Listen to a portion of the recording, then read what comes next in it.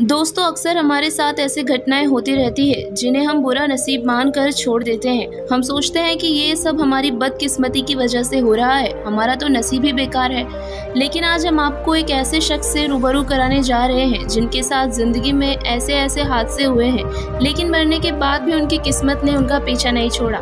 जी हाँ दोस्तों, हम बात कर रहे हैं वॉल्टर समरफोर्ड नाम के एक ब्रिटिश सोल्जर की, जिनके साथ पहली घटना साल 1918 में हुई थी। उस वक्त वे विश्व युद्ध के समय बेल्जियम में अपनी ड्यूटी पर तैनात थे। वहीं वे एक दिन घुड़सवारी कर रहे थे, तभी अचानक उनके ऊपर आसमान से बिजली आ गिरी और उनकी कमर व पैर पैरालाइज्ड हो गए। अब कुछ महीनों बाद वे बिल्कुल ठीक तो हो गए, लेकिन अब दूसरी घटना उनके साथ ठीक 6 साल बाद यानी कि 1924 में घटी थी। उस समय वे कनाडा में फिशिंग कर रहे थे, तभी मौसम खराब होने की वजह से एक बार फिर बिजली गिरी और इस बार तो उनका पूरा शरीर ही पैरालाइज्ड हो चुका था, लेकिन मैजिकली वो फिर एक बार ठीक हो गए और घूमने फिरने लगे।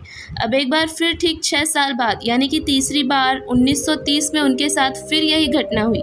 वे बड़ी फुर्सत से एक पार्क में घूम रहे थे और फिर अचानक आसमान में काले बादल छा गए और जोर से बिजली कड़कने लगी और फिर तीसरी बार आसमान से वो बिजली उनके सर पर आ गिरी और फिर 2 साल बाद उनकी मौत भी हो गई।